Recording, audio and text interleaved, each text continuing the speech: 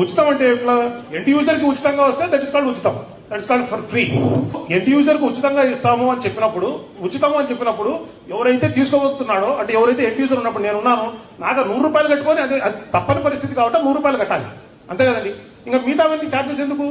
అదే గవర్నమెంట్ భరించి ఇప్పుడు తెలుగుదేశం ప్రభుత్వం ఉచితం అని ఎప్పుడు వేసుకోవచ్చు, నేనే లోడింగ్ ఎక్స్కవేషన్ ఛార్జెస్ కూడా రాష్ట్ర ప్రభుత్వం భరిస్తుంది, ఎండ్ యూజర్ కు ఫ్రీగా ఇస్తున్నాము అని చెప్పినప్పుడు అది కదా ఉచితం అంటే. సార్ అప్పుడు సార్ 2014-19 ఇచ్చింది కూడా సార్ ఇదే పాలసీ సార్. అప్పుడు కూడా అప్పుడు ఉచితంగా ఇచ్చిన మనం ఉచితం అని అనకూడదు కదా. ఉచితము స్టార్ మార్క్ వేసి దానికి ఏదన్నా కండిషన్స్ అప్లై ఫోటో అని చెప్తే బాగుంటుందేమో. అక్కడ ఏజెన్సీ పెట్టాలి కదా సార్, మనం లోడింగ్ మీరు ఏజెన్సీకి పెట్టాలండి, కరెక్ట్. ఏజెన్సీకి ఛార్జెస్ ఇవ్వద్దని అట్లా మీరు అది ఎవరు ఇవ్వాలి అంటే గవర్నమెంట్ ఇవ్వాలి. ఉచితం అని రాసుకున్నప్పుడు ఎవరు రాసినారు ఉచితం?